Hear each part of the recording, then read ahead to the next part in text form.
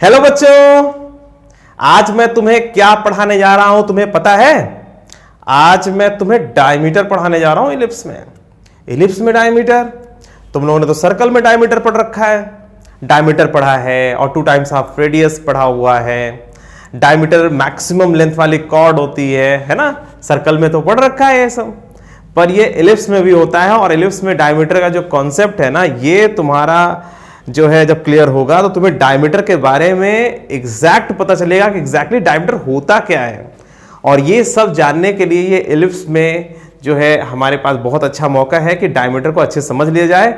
और इसी का यूज करके जो कॉन्सेप्ट मैं तुम्हें इसमें बता रहा हूं, इसी का यूज करके तुम पैराबोला में भी डायमीटर निकाल सकते हो और हाइपरबोला में भी डायमीटर निकाल सकते हो। तो डायमीटर एक बढ़िया सा कॉन्सेप्ट है तुम्हारे लिए भाई। ये तो तुम मत सोचो कि सिर्फ सर्कल में ही डायमीटर हमने पढ़ा हुआ है तो सर्कल में ही होगा, है ना भाई। तुम्हारे दिमाग में हो सकता है कि ये हो आ रहा हो कि अरे सर हम तो सर्कल में पढ़े थे, सर्कल में ही डायमीटर होता है। और आज आप पढ़ाने जा रहे हो इलिप्स में जो, और बता रहे हो कि पैराबोला में भी डायमीटर होता है और हाइपरबोला में भी डायमीटर होता है। तो इसका मतलब ये हुआ कि अगर मैं कह रहा हूं कि डायमीटर यहां है, ठीक है, इलिप्स में, पैराबोला में, हाइपरबोला में, और इलिप्स में जो तरीका बताऊंगा उससे तुम पैराबोला और हाइपरबोला में भी डायमीटर निकाल सकते हो, ठीक है।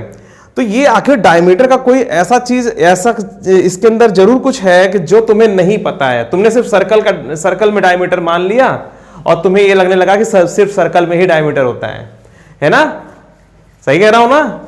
सिर्फ तुम्हें सर्कल में ही डायमीटर लगता है कि होता है और कहीं नहीं होता है। तो चलो आज तुम्हें मैं नॉलेज देता हूं कि किस तरीके से हम इलिप्स में डायमीटर निकालते हैं। और जो तरीका मैं बता रहा हूं इसका यूज करके तुम पैराबोला और हाइपरबोला में भी तुम डायमीटर निकाल सकते हो, ठीक है। मगर डायमीटर का जो कॉन्सेप्ट है अगर आता है एग्जाम में तो ज्यादा इंपॉर्टेंट इलिप्स के लिए है। और इलिप्स में जो है सिलेबस में अच्छी तरीके से दिया हुआ है, तो इसको बढ़िया से पढ़ लेना जरूरी है। पैराबोला में डायमीटर के बारे में थोड़ा सा कम पूछा जाता है और तुम्हारे जो हाइपरबोला में भी है उसमें भी कम पूछा जाता है। ये जो डायमीटर का कॉन्सेप्ट है एक तो सर्कल में है ही, उसके बाद सेकंड नंबर पे इलिप्स में है, ठीक है। तो अगर कोई टेक्निकल क्वेश्चन पूछने की कोशिश होगी तो ये फिर इलिप्स में ही जाएगा। और अगर पैराबोला में या हाइपरबोला में कोई पूछता है तो फिर वो इसी मेथड से निकाल करके तुम आंसर निकाल देना। वैसे तुम्हारा काम ये है कोऑर्डिनेट में, सर्कल में तो एकदम सिंपल सा कॉन्सेप्ट है ना। और इलिप्स, मेनली इलिप्स में तुम अच्छी तरीके से डायमीटर के बारे में जान लो, ठीक है। तो शुरुआत करें बच्चों एक नया चीज जानने के लिए, है ना। और जानते ही हो सिलेबस में जितनी भी चीजें दी हुई है सबको अगर सबका कॉन्सेप्ट लेकर के अगर अच्छे से पढ़ो तो इतना आसान होता है कि तुरंत समझ में आ जाता है। लगता है इतना ही छोटा सा कॉन्सेप्ट है। हाँ, जब तक पता नहीं तब तक बड़ा लगता रहता है, पर जब कॉन्सेप्ट क्लियर हो जाता है तुम्हें बहुत छोटा लगने लगता है ना। चलो फिर आज हम डायमीटर के कॉन्सेप्ट को भी छोटा बनाते हैं, ठीक है। और डायमीटर खत्म होने के बाद इसमें कुछ और पॉइंट्स हैं, उसको भी मैं आज कोशिश करूंगा कि खत्म हो जाए, ठीक है। तो डायमीटर इन द इलिप्स, तो इलिप्स में डायमीटर, और पहले तो डायमीटर के बारे में हम अच्छी तरीके से जान लें कि डायमीटर होता क्या है। देखो डायमीटर ये होता है वास्तव में, डायमीटर का अब डेफिनेशन अच्छे तरीके से याद करो। The locus of middle point of all the parallel chords is known as diameter. एक नई बात है, नई बात पता चली है ना। अच्छा, तुम लोग को नई बात पता चलती है तो मजा आता है ना, मजा आता है ना। अगर अपनी एक्सपेक्टेशन को अगर तुम इग्नोर कर दो तो तुम्हें हर नई चीज में मजा आता है ना। हाँ, पॉजिटिव चीज भी होनी चाहिए, ऐसा नहीं कि कुछ और भी नई चीज है ना। तो हर पॉजिटिव नई चीज में बहुत मजा आता है। तो the locus of middle point of all the parallel chords is known as diameter. अच्छा देखो सर्कल का, पहले देखो सर्कल से ले चलते भाई। तो देखो तुम लोगों का जो दोस्त है वो सर्कल है, क्योंकि सर्कल में तुम लोगों ने डायमीटर अच्छे से, डायमीटर के मामले में दोस्त तुम्हारा पहले नंबर पर तो सर्कल ही है। तो सर्कल में देखो, सर्कल में अगर मैं पैरेलल कॉर्ड्स बनाऊं, चलो पैरेलल कॉर्ड्स बनाते हैं, ठीक है। ये देखो पैरेलल कॉर्ड्स मैं बना रहा हूं, ठीक है। ये हमारी parallel chords, parallel chords, parallel chords, parallel chords, parallel parallel parallel parallel chords, parallel chords, ठीक है। तो ये सारी कॉर्ड्स जो देख रहे हो ना, ये सारी के सारी कॉर्ड्स पैरेलल है, ठीक है। और देखो ये सब जो पीडीएफ नोट्स है आप लोगों को मिल जाएगा डिस्क्रिप्शन में, ठीक है। इसके पहले के जो 3 लेक्चर्स हैं जो मैंने डिजिटल बोर्ड पर लिया हुआ है, तो उसका जो है पीडीएफ नोट्स आप लोगों को डिस्क्रिप्शन में दे दिया गया है, इसका भी मिल जाएगा। और तो अभी सिंपली इसको समझो अच्छी तरीके से, ठीक है। नोट करने की जरूरत नहीं है, हाँ। और बाद में नोट कर लेना, ये नहीं कि बाद में भी नोट करने की जरूरत नहीं है, ठीक है हैं? तुम लोग यहाँ की बात को वहाँ, वहाँ की बात को ऐसे तो लगाते हो, है ना। अभी इसको समझ लो, फिर पीडीएफ नोट्स खोल करके उसको अच्छे तरीके से नोट कर लेना, ठीक है। तो the locus of middle point of all the parallel chords is known as diameter. तो ये पैरेलल कॉर्ड्स हैं, इन सब के मिडिल पॉइंट को जरा मिलाओ। तो चलो थोड़ा सा कलर चेंज कर दिया जाए, है ना। तो चलो इन सब के मिडिल पॉइंट को मिलाते हैं, है ना। इस कॉर्ड का मिडिल पॉइंट ये है, इस कॉर्ड का मिडिल पॉइंट ये है, फिर ये है, ये सब कॉर्ड्स के मिडिल पॉइंट हैं, ठीक है। इन सब को हम मिला रहे हैं, ठीक है। तुम ध्यान से देखो, ये जो लाइन तैयार हुई ना, ये वाली जो लाइन तैयार हुई, ये डायमीटर है। समझ में आ गई बात? ये है ओरिजिनल कॉन्सेप्ट। तो the locus of middle point of all the parallel chords, parallel chords बनाओ, उन सबके मिडिल पॉइंट्स को जोड़ दो, डायमीटर तैयार हो जाएगा। समझ में आ रही बात? अच्छा चलो, अब ऐसे ही हम लोग कुछ एक और मैं डायग्राम बनाता हूं और उससे मैं तुम्हें समझाता हूं, ठीक है।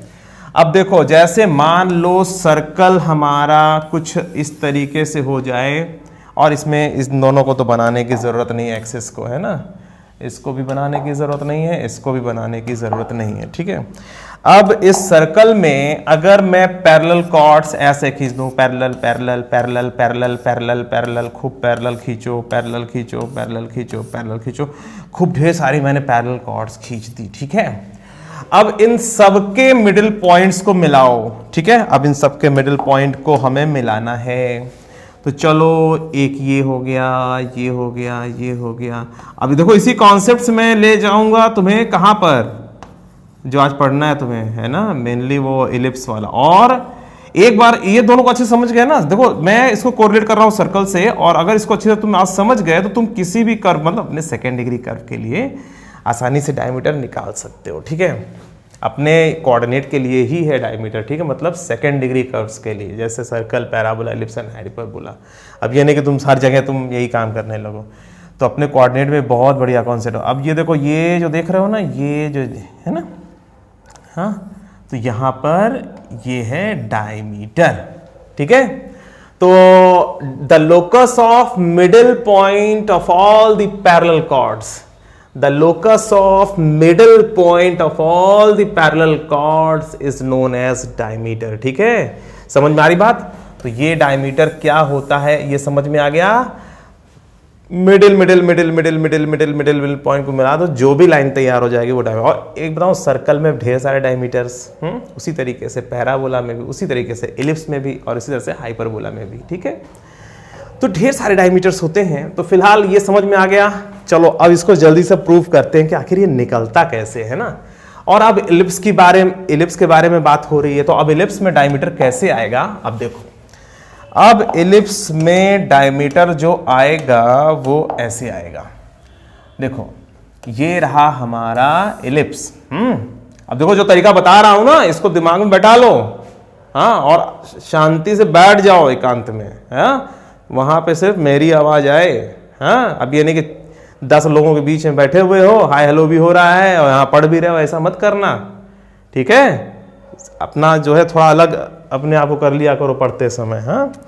अच्छा चलो बच्चों, देखो बच्चों, ये है इलिप्स, ठीक है, और इसमें ये है पैरेलल कॉर्ड्स। हमने मान लिया y बराबर mx प्लस सी के रिस्पेक्ट में हम निकालेंगे डायमीटर, ठीक है।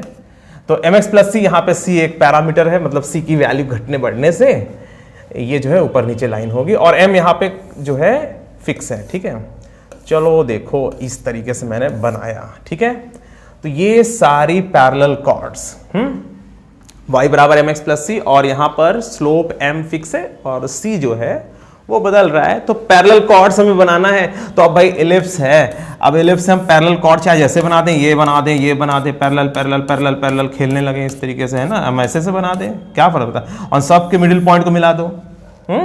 तो यहाँ पर हमने पैरेलल कॉर्ड्स ऐसे बनाई है, और इन सब के मिडिल पॉइंट्स को जोड़ेंगे, ठीक है। अब इन सब के मिडिल पॉइंट्स को चलो जोड़ दिया जाए भाई, है ना। तो ये तो ऐसे जुड़ेगा, ये है ना, और यहाँ पर ये, ठीक है। तो हमने क्या किया, इन सब के मिडिल पॉइंट्स को जोड़ दिया। ठीक है, ये देख रहे हो कितने अच्छे से हम लोगों ने जोड़ दिया है ना। बच्चों समझ में आ रहा है ना तुम लोगों को? बोलते रहा करो, ये मत सोचा करो अरे सर आप तो सुन नहीं रहे हो तो हम क्यों बोलें। बेटा सर लोग सब सुनते रहते हैं। ठीक है, तो चलो इसको हटा दो, जल्दी से ऐसे हट गया। ठीक है, तो ये देखो जो ये है ना, ये डायमीटर है with respect to parallel chords this. ठीक है, अब इस डायमीटर की इक्वेशन हमें निकालनी है। ठीक है, ये क्या है हमारे लिए, ये डायमीटर। ठीक है, अब कैसे निकालें इस डायमीटर को, तो अब देखो इसको सॉल्व करने के लिए, मतलब जो तरीका यहां पे लगाऊंगा वही तरीका तुम्हें सब जगह लगाना है। तो करना क्या है तुम्हें, तो तुम्हें करना ये है कि इसमें से कोई एक पर्टिकुलर, जैसे इसका हमने एग्जांपल ले लिया, हमने इस कॉर्ड को कंसीडर कर लिया। ठीक है, अरे सबके middle middle middle middle point को जोड़ करके हम डायमीटर बनाते हैं। तो आखिर y बराबर mx प्लस सी अगर ये पैरेलल कॉर्ड्स हैं तो इसका स्लोप क्या होगा, ये डायमीटर का स्लोप निकल जाए। मान लो इसका स्लोप m1 है, लेट सपोज दैट इसका जो स्लोप है वो m1 हो जाए। ये जो देख रहे हो ना, इसका जो स्लोप है लेट सपोज दैट m1 हो जाए। तो अगर m1 की वैल्यू आ जाए तो पक्की बात है डायमीटर की इक्वेशन तो y बराबर m1x हो जाएगी, है कि नहीं। पर m1 निकलेगा कैसे, m1 का m से क्या रिलेशन है। ठीक है, बस यही तो पता है। देखो डायमीटर हो कि ऐसे y बराबर m1x, तो डायमीटर की इक्वेशन ऐसी ही होनी है। पर अभी तो ये थोड़ा जल्दीबाजी होगी, है ना, जल्दीबाजी नहीं करनी चाहिए ना हम लोगों को। चलो इसको हटा देते हैं। ठीक है, हमें पता है कि इसी तरीके से आने वाला है। तो अब हम कैसे ये काम करें, तो बच्चों इसमें से हम एक काम करते हैं, इस कॉर्ड को कंसीडर करते हैं। ठीक है, चलो इसमें हम इस कॉर्ड को कंसीडर कर लें, इस वाली कॉर्ड को, ये यहां से ये। ठीक है, ये इस कॉर्ड को। ठीक है, इसको हमने P कह दिया, इसको हमने Q कह दिया। ठीक है, हमने इस कॉर्ड को कंसीडर किया। ठीक है भाई, पक्की बात है अगर तुम्हारे सामने जो है क्या बोलते हैं कि भाई डायमीटर निकालने का एक प्रॉब्लम ये आ रहा है, तो आप यही ना करने वाले हो। आपने एक ये ऐसे जो है इनमें से, इन सारे पैरेलल कॉर्ड्स में से किसी एक को बनाया और उसके मिड पॉइंट का लोकस निकालना है, और इसका जो स्लोप है वो फिक्स है ये, और ये वाली जो लाइन है ये y बराबर mx प्लस सी है। और ये जो पॉइंट है इसको भाई देखो, जब तुम किसी चीज का, किसी पॉइंट का लोकस निकालते हो तो उसको h, k मान लेते हो। पैरेलल कॉर्ड्स है, y बराबर mx प्लस सी क्या है, पैरेलल कॉर्ड्स। ठीक है, हाँ, और सी की वैल्यू बदलती जा रही तो जाहिर बात है इसकी लोकेशन नहीं बदलती जाएगी। तो y बराबर mx प्लस सी ढेर सारी लाइनों का समूह है, पैरेलल लाइनों का समूह है। और यहाँ पे ये जो m है ना, ये कांस्टेंट है, ध्यान रहे। तो बच्चों उसके मिडिल पॉइंट का लोकस निकालना है। और ये जो लाइन है, ये जब लाइन, एक चीज ऐसे भी तुम्हें दिखाता हूं तो तुम्हें भी मजा आएगा। देखो इसमें जो है अगर मैं इसको ऐसे कर लूं, ठीक है, तो अब देखो इसको अगर मैं ऐसे घुमाऊं, ऐसे देखो ले जाऊं, देख रहे हो पैरेलल कॉर्ड्स, अगर मैं ये सब देख रहे हो पैरेलल कॉर्ड्स, ये सारी पैरेलल कॉर्ड्स हैं। सी की वैल्यू बदलते जाओ, ऑटोमेटिक जो है ये कॉर्ड जो है अपनी जगह बदलता जाएगा। बस m कांस्टेंट है, यहाँ ध्यान रखना, m इज कांस्टेंट, यहाँ पर m कांस्टेंट है। और ये पैरेलल कॉर्ड्स देख रहे हो, पैरेलल कॉर्ड्स ऐसे जा रही है, उन सब के मिडिल पॉइंट देखो, जैसे यहाँ है तो मिडिल पॉइंट यहाँ है। ठीक है, हाँ, अगर यहाँ पे है मिडिल पॉइंट यहाँ है, यहाँ पे मिडिल पॉइंट यहाँ है, अगर ये लाइन यहाँ है तो मिडिल पॉइंट यहाँ है, यहाँ है, यहाँ है, ऐसे करते हुए ये अपनी जगह बदलता जाएगा। इसका मिडिल पॉइंट, ये जो कॉर्ड यहाँ से लेके यहाँ तक है इसका मिडिल पॉइंट। ठीक है, तो इसका मिडिल पॉइंट ऐसे से जाता रहेगा। ठीक है, तो फिलहाल ये जहाँ था उसको वहीं छोड़ दिया जाए, है ना। चलो, तो अब हमें जो है ये जो है ये जो मिडिल पॉइंट का जो लोकस है ये निकालना है। तो ये जो लाइन है ना, ये समझ लो घूम रही है लाइन ढेर सारी, ये ऐसे घूम रही है ना, ऐसे, है ना, इमेजिन करो। ठीक है, अब तो हम लोग पास मौका भी है यार इमेजिन करने का, है ना। तो और मेरे पास मौका है इमेजिन करवाने का, तो हमारे पास मौका है इमेजिन करने का, है ना, और मजा लेने का। देखो सिलेबस बहुत छोटा है, सिलेबस को जितना टेस्ट लेके पढ़ लो उतना ही अच्छा है ना। हमको पढ़ाने में मजा आना चाहिए, आता है तभी तो पढ़ा रहे हैं, और तुम लोगों को पढ़ने में मजा आना चाहिए। और अगर पढ़ने में मजा कम आ रहा है तो ज्यादा मजा कैसे आएगा, तो सोचो कि पढ़ने के बाद क्या मिलेगा, है ना, पढ़ने के बाद वो सब मिलेगा जिसके लिए तुम जो ड्रीम करते हो ना। तो ऐसा सोच करके भी अपने आप को मोटिवेट कर सकते हो फिलहाल, है ना। तो ये अब इसके ये एच और के में क्या रिलेशन है, अगर ये हम जान ले तो काम हो जाएगा, ठीक है।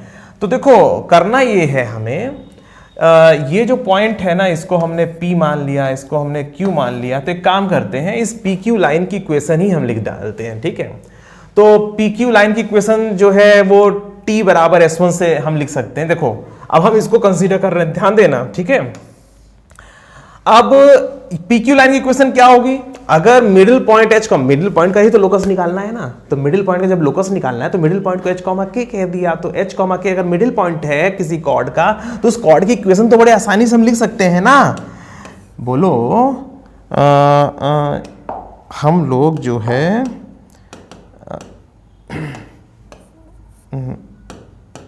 थोड़ा सा ऐसे, ठीक है, कर दें तो हाँ जगह मिल रही, ठीक है। तो अगर मिडिल पॉइंट H, K है तो हम इस PQ लाइन को हम लिख सकते हैं T बराबर S1, ठीक है, T बराबर S1। तो T बराबर S1 से ये जो लाइन है इसकी इक्वेशन क्या आ जाएगी, इसको थोड़ा इधर लिख देना सही रहेगा। तो T बराबर S1, ठीक है। तो T बराबर S1 हमने PQ की इक्वेशन को कहा, PQ की जो इक्वेशन है ना वो T बराबर S1 है। T बराबर S1 पढ़ा था ना मैंने पिछली क्लास, तुम लोगों को बताया था, भूल गए? और कुछ तो महान है, पढ़े ही नहीं, पढ़े तो होगे वैसे।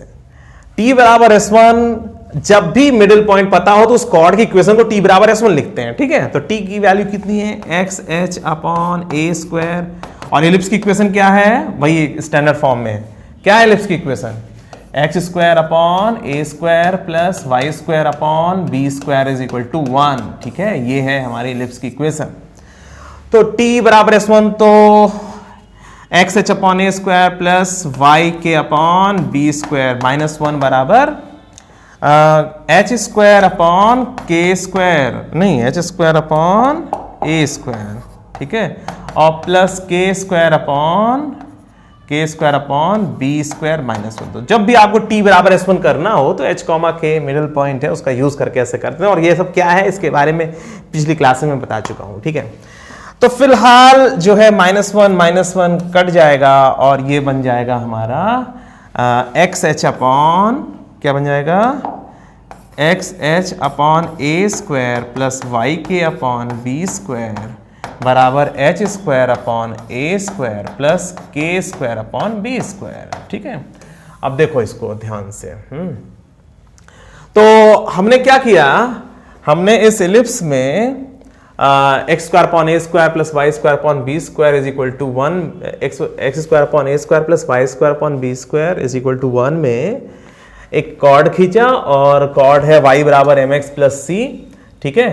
तो y बराबर एम एक्स प्लस सी कॉर्ड है। T बराबर S1 से हमने ये जो कॉर्ड है इसकी इक्वेशन लिख ली, ठीक है, ये है।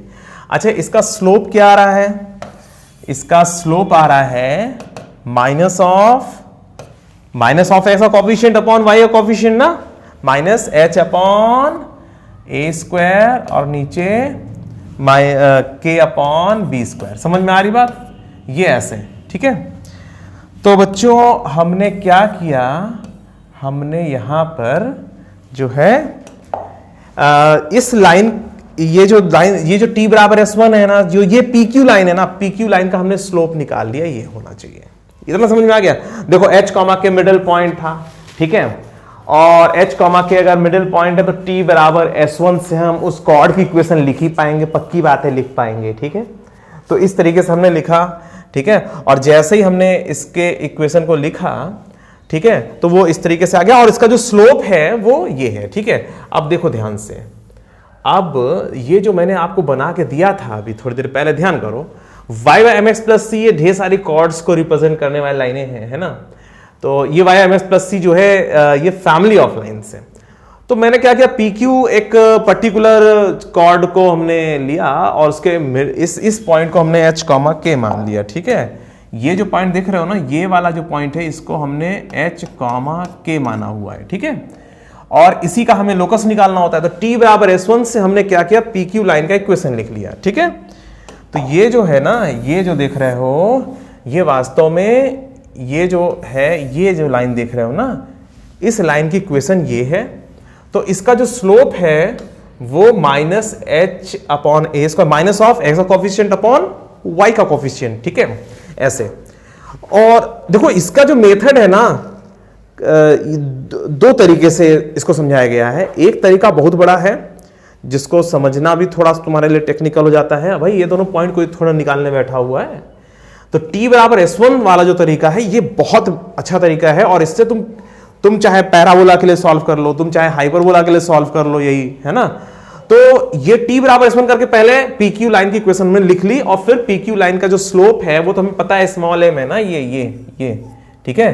तो PQ लाइन का जो स्लोप है वो जो है स्मॉल m है, तो m बराबर क्या होगा, इसका स्लोप क्या होगा, m बराबर क्या होगा, और इसकी इक्वेशन भी ये आ गई, तो माइनस एक्स का कोफिशिएंट माइनस ऑफ ऐसा कोफिशिएंट अपॉन वाई कोफिशिएंट, ऐसा कर दिया, ठीक है।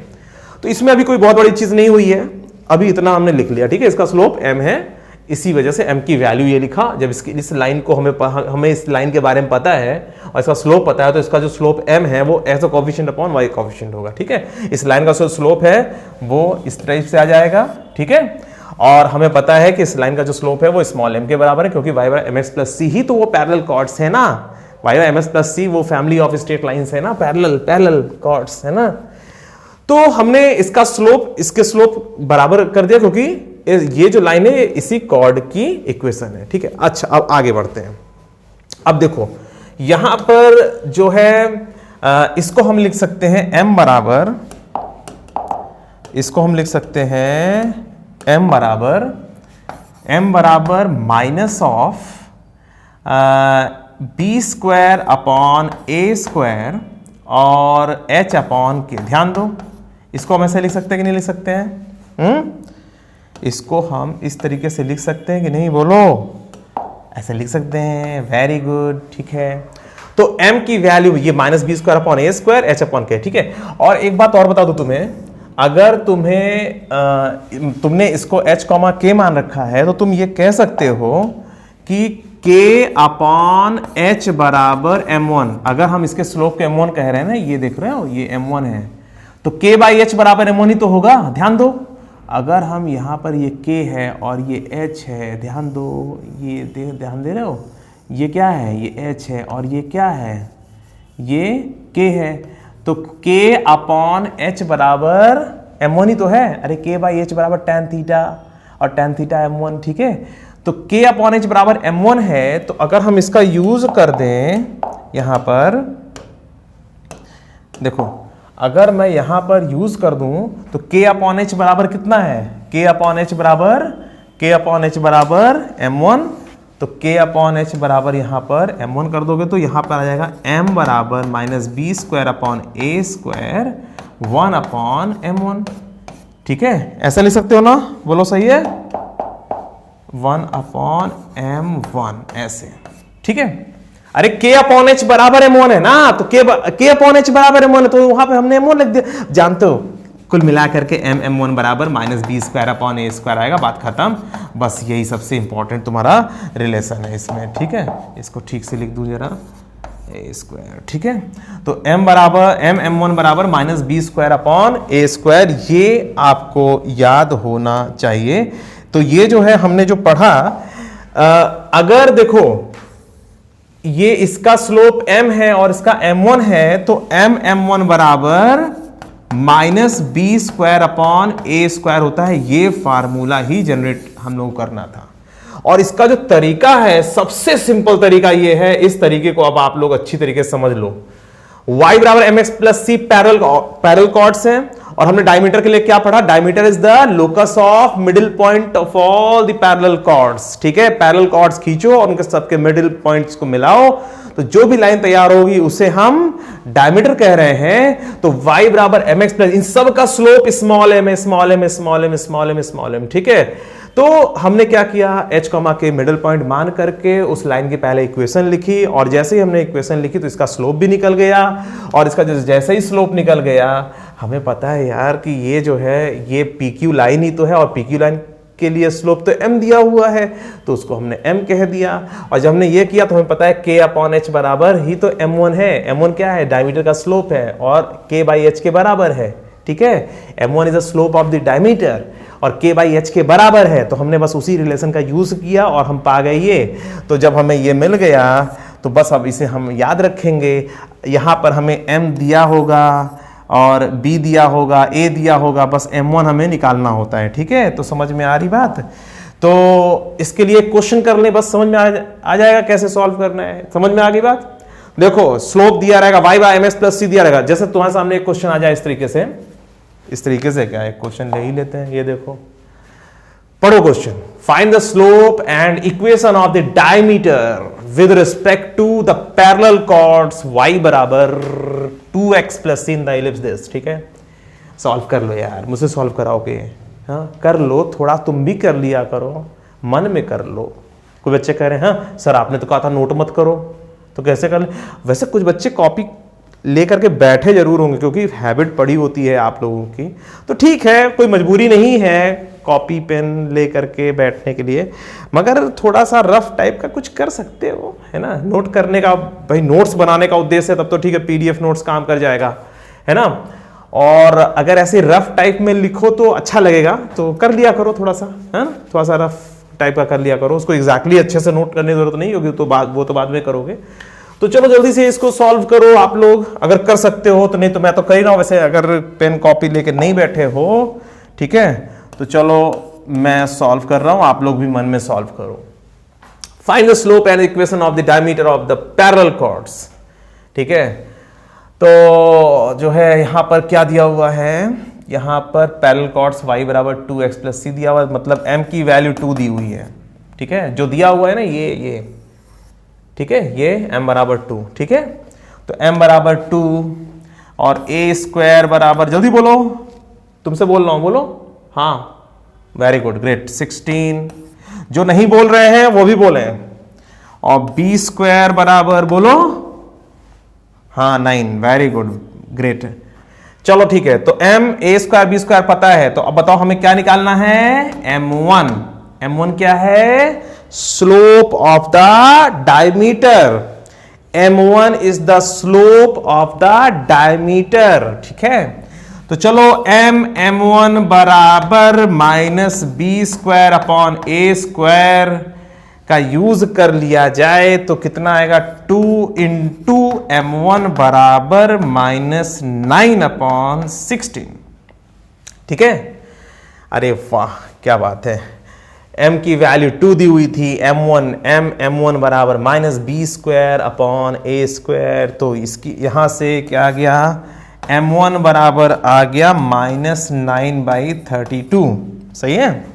तो इसका मतलब ये हुआ, इसको पहले थोड़ा ठीक से लिख दे, m1 है ना, समझ में आ रहा है कि नहीं आ रहा है? नहीं आ रहा है, अच्छा चलो, तो मैं इसको m1 ठीक से लिख देता हूँ, ठीक है, m1, ठीक है। थोड़ा सा प्रैक्टिस करनी, जब प्रैक्टिस हो रही। हाँ, तो y बराबर m1x ये आंसर हुआ, मतलब y बराबर -9/32x, ये हमारा आंसर फाइनल हो गया, ठीक है। तो हमें डायमीटर निकालने के लिए कहा गया था, स्लोप निकालने के लिए, तो हमारा जो स्लोप भी आ गया, ठीक है, और साथ साथ डायमीटर भी आ गया। और ये डायमीटर जो है ना, ये ओरिजिन से पास होता है एलिप्स में, ठीक है, तो इसीलिए उसमें c कुछ नहीं आता। तो y बराबर m1x हमारा आंसर फाइनल हो गया, ठीक है। तो बच्चों समझ में आ गया किस तरीके से डायमीटर की एनालिसिस हो रही है। ऐसे ही तुम्हारा अगर मान लो पैराबोला में आ जाओ तो t बराबर s1 करो, और जो भी लाइन आ रही है फार्मूले से जो भी कुछ आ रहा है वही एक लाइन ही तो आ रही होगी, t बराबर s1, h, k को मिडिल पॉइंट मान करके t बराबर s1 करके आप उस कॉर्ड की पहले इक्वेशन लिखो और फिर इसका स्लोप जो भी निकाल रहे हो उसको m के बराबर कर देना, क्योंकि पैरेलल कॉर्ड्स जो है ना उसका स्लोप m के बराबर है, ठीक है। और ऐसे ही हाइपरबोला के लिए भी कर लेना, t बराबर s1 और जो भी लाइन आ रही है उसका स्लोप निकाल लो, h और k के फॉर्म में कुछ आएगा और उसको स्मॉल m कर देना, क्योंकि पैरेलल कॉर्ड्स जो है ना उन सब का जो स्लोप है वो m के बराबर है, ठीक है। कर लोगे कि नहीं कर लोगे? तो यहां पर जो है एलिप्स में इसको अच्छी तरीके से समझ लिया। अब कहीं पर भी आएगा हमारा कि हमें डायमीटर निकालना है तो बड़े आसानी से निकाल सकते हो गया? Very good. चलो अब कुछ और पढ़ लिया जाए, है ना, इतना तो हो ही गया, कुछ और पढ़ ले, चलो पढ़ लेते हैं। हाँ, अब क्या है कॉन्जुगेट डायमीटर। अरे ये क्या होता है कॉन्जुगेट डायमीटर, क्या होता है, लिखा हुआ है two diameters are said to be conjugate if each bisects all the chords parallel to another। अच्छा एक बात बताओ तुम लोग, ये है circle, parallel parallel parallel parallel chords, ठीक है, इन सब के मिडिल पॉइंट को जोड़ा ये, ठीक है, या तो इसको वो ऐसे समझो कि अगर मैं इसको हटा दूं पहले, देखो अगर ये सर्कल है, मतलब सर्कल है ही है, ठीक है, अगर क्या होता है ये कॉर्ड और ये कॉर्ड, इन दोनों मतलब डायमीटर, ये एक डायमीटर और ये दूसरी डायमीटर, इन दोनों भाई दोनों डायमीटर है सर्कल। और देखो मैं जो समझा रहा हूँ इलिप्स के लिए ना, तो मैं स्टार्टिंग कर रहा हूँ सर्कल से, तो सर्कल को मिला के चल रहा है। अब ऐसा नहीं कि तुम डायमीटर पढ़ने लगे सर्कल को भूल गए और सर्कल में जो है कंफ्यूज हो गए, ऐसा नहीं होना चाहिए, ऐसा होगा भी नहीं।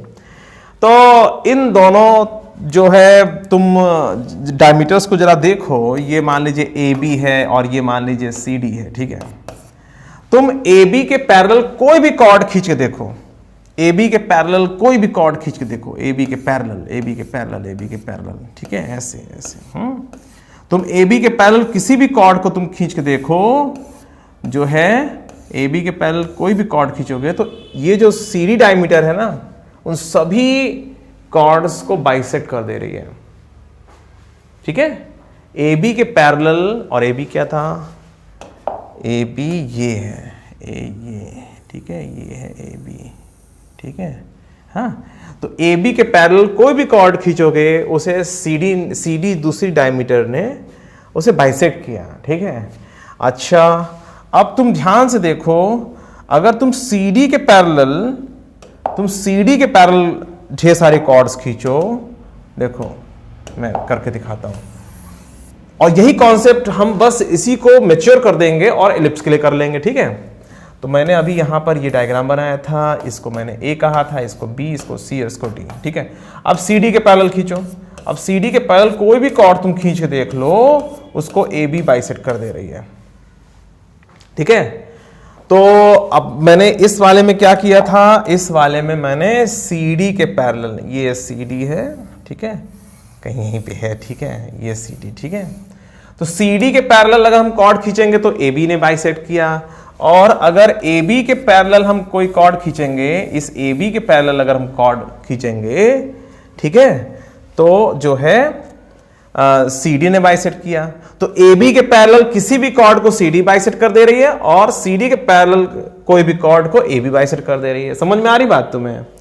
तो बस यही आपको समझना है इसमें, ठीक है। तो देखो two diameters are said to be conjugate if each bisects all the chords parallel to another, ठीक है। तो अब बस यही चीज हम किसके लिए पढ़ेंगे, यही चीज हम पढ़ने जा रहे हैं इसके लिए, अपना जो है इलिप्स के लिए, ठीक है। तो चलो जल्दी से मैं तुम्हें समझा देता हूं, इसको मैं हटा देता हूं, ठीक है। और अब मैं बताने जा रहा हूं तुम्हें कि इलिप्स में क्या घटना घट रही है। देखो ये है हमारा इलिप्स, और इस इलिप्स में ये और ये दोनों जो है कॉन्जुगेट डायमीटर्स हैं। अब मैंने इसको जैसे ए कह दिया, इसको बी कह दिया, इसको सी कह दिया और इसको डी कह दिया, ठीक है। ए बी और सी डी जो है कॉन्जुगेट डायमीटर्स हैं। क्यों कॉन्जुगेट हैं? क्योंकि तुम अगर ए बी के पैरेलल तुम कॉर्ड्स खींचो, देखो ध्यान से, मैं ए बी के पैरेलल कॉर्ड्स खींच रहा हूं, ए बी के पैरेलल कॉर्ड्स, ये देख रहा हूं। अगर मैं ए बी के पैरेलल कॉर्ड्स खींचूंगा तो सी डी ने बाइसेक्ट कर दिया, ठीक है। समझ में आ रही बात? इसको हटा दे रहा हूं, हाँ चलो, हाँ। तो अगर मैंने सी डी के पैरेलल कॉर्ड खींचा तो उसको ए बी ने बाइसेक्ट किया, और ए बी के पैरेलल कॉर्ड्स खींचूंगा तो सी डी ने बाइसेक्ट किया, ठीक है। तो समझ में आ गया, ए बी के पैरेलल कॉर्ड्स अगर मैं खींच रहा हूं, ए बी के पैरेलल कॉर्ड, तो सी डी ने बाइसेक्ट किया, ठीक है। और इसी तरीके से मैं काम पलट दे रहा हूं, और मैं यहां पर सी डी के पैरेलल कॉर्ड्स खींचूंगा जब, देख रहे हो, देखो देखो, तो उसको जो है ए बी ने बाइसेक्ट किया। तो होता क्या है ना कि दो कॉर्ड्स जो हैं वो कॉन्जुगेट कब कहलाती हैं, जब किसी एक के पैरेलल कॉर्ड्स तुम खींचो और दूसरी बाइसेक्ट करे। सोचो सोचो, इस पे ज्यादा सोचना है इसलिए मैं रुक रहा हूं, ठीक है। हम लोगों को अपना तरीका लगातार बदलना चाहिए। जब कॉन्सेप्ट थोड़ा ज़्यादा टेक्निकल हो रहा हो तो हमें रुक जाना चाहिए, थोड़ा सा ठहर जाना चाहिए, धीरे धीरे चलना चाहिए। दो डायमीटर्स कॉन्जुगेट कब कहलाती हैं, जब किसी एक के पैरेलल तुम कॉर्ड खींचो, किसी एक के पैरेलल तुम कॉर्ड्स खींचो तो दूसरी वाले जो डायमीटर है वो उसे बाइसेक्ट करे। हम अगर ए बी के पैरेलल कोई भी कॉर्ड खींचें, देखो इसको ऐसे भी समझ सकते हैं, ठीक है, इसको इस तरीके से देखो, ए बी के पैरेलल कोई भी कॉर्ड हम खींचेंगे इस तरीके से, ठीक है। तो ए बी के पैरेलल मैं एक लाइन पहले बना लूँ ये, ठीक है। तो अब मैं क्या करने जा रहा हूँ, इसको मैं ऐसे ले रहा हूँ, हाँ ठीक है। देखो अब हम ए बी के पैरेलल कोई भी कॉर्ड खींचें, ए बी के पैरेलल, ठीक है, तो उसको सी डी लाइन जो है वो बाइसेक्ट कर दे रही है। ध्यान दे रहे हो, देखो ध्यान से, अगर हम ए बी के पैरेलल कोई भी कॉर्ड खींचें तो सी डी ने बाइसेक्ट किया। समझ में आ रही बात, ये हो रहा है, ठीक है। अब तुम्हें समझ में आ गया होगा, ठीक है। और इसी तरीके से अगर मैं सी डी के पैरेलल कोई कॉर्ड ले लूं, ठीक है, अब जैसे इसी को ले लेता हूं, तो सी डी के पैरेलल कोई भी कॉर्ड लेता हूं, उसको ए बी ने बाइसेक्ट किया। ये समझ में आ रहा है तुम लोगों को, तो ये तुम लोग को इमेजिन करने में बहुत मजेदार है, ठीक है। समझ आ रही बात। अगर मैं सी डी के पैरेलल कॉर्ड ये ले लूँ, ये ले लूँ, ये ले लूँ, ये ले लूँ, सबको ए बी ने क्या किया, बाइसेक्ट किया है। सब देखो ध्यान से, ठीक है। कोई भी कॉर्ड लूंगा तो ए बी ने उसे बाइसेक्ट किया। सी डी के पैरेलल लेता हूँ तो ए बी ने बाइसेक्ट किया, ए बी के पैरेलल लेता हूँ तो सी डी ने बाइसेक्ट किया, ठीक है। ये हो रहा है, अब तुम्हें समझ में आ गया होगा। तो अब इसका स्लोप मान लीजिए m1 है, इसका स्लोप मान लीजिए m1 है और इसका स्लोप मान लीजिए m2 है, ठीक है। इन दोनों का स्लोप हमने m1 m2 मान लिया। तो यहां पर एक बात ध्यान रखिएगा, m1 m2 बराबर, गेस कर सकते हो क्या आएगा? m1 m2 बराबर क्या आएगा, तुम गेस कर सकते हो? m1 m2 बराबर क्या आएगा, गेस करो। इन दोनों के स्लोप्स का प्रोडक्ट क्या आएगा, इसके और इसके। अभी इसके पहले स्लोप्स का प्रोडक्ट जो आया था वो -b² अपॉन a² आया था, याद करो। भूल गए? नहीं भूले? अच्छा चलो, तुम लोग अच्छे बच्चे हो, नहीं भूलते हो। तो -b² अपॉन a², ठीक है। तो अगर m1 दिया है तो m2 निकल आएगा। अरे इसके पहले m2 ऐसे था ना, अरे मतलब एक स्लोप ऐसे था, एक स्लोप ऐसा, इन दोनों का जो प्रोडक्ट है वही तो -b² अपॉन a² आया था। अरे इसके पहले क्या हुआ था, ये एलिप्स था, इसका स्लोप m था और इसका m1 था, तो m1 बराबर क्या आया था, याद करो क्या आया था, -b² अपॉन a² आया था। याद है तुमको? याद है, वेरी गुड। उसी तरीके से यहां पर हमने काम किया, ठीक है। तो अरे भाई m2 यहां हो, थोड़ा यहां हो जाए तो क्या फर्क पड़ेगा, स्लोप तो वही है ना। तो m1 m2 बराबर -b² अपॉन a², तो वही वाला जो कॉन्सेप्ट है वही काम आ रहा है। तो अगर कॉन्जुगेट डायमीटर्स हैं, दो डायमीटर, और दोनों डायमीटर्स ओरिजिन से पास करेंगे, तो अगर मान लीजिए एक डायमीटर दिया हुआ है और तुमसे कहा जा रहा है इसके रिस्पेक्ट में कॉन्जुगेट डायमीटर निकालो, तो बड़े आसानी से इस फॉर्मूले से दूसरे वाले का स्लोप निकालना। चलो क्वेश्चन ही कर लेते हैं यार, ये देखो ना, पढ़ो कहाँ है, A B and C D are the conjugate diameters of the ellipse, this then prove the. अरे ये कहां से आ गया, थोड़ा सा पहले आ जाते हैं, मैं इसका एक क्वेश्चन कर देता हूं, ठीक है। चलो, तो मैं क्वेश्चन अभी मैंने ये लिखा नहीं था तो मैं यहां पे लिख दे रहा हूं। तो इसमें find the equation of the conjugate, थोड़ा सा राइटिंग बनाने में प्रैक्टिस है चाहिए। हाँ, find the equation of the conjugate diameter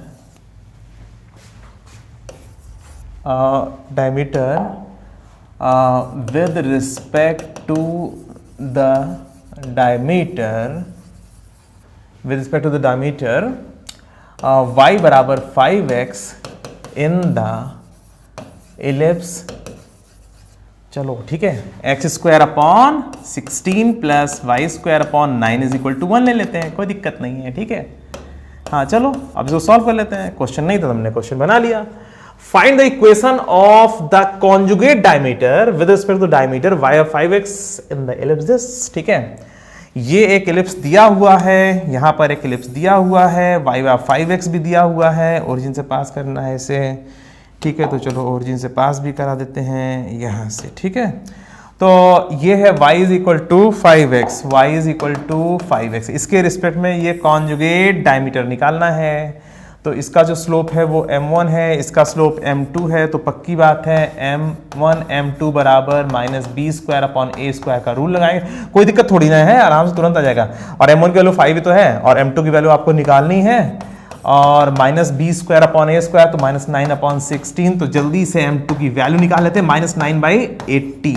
ठीक है, बस उसके बाद हम y बराबर m2x, इसको थोड़ा सा नीचे लिखते हैं।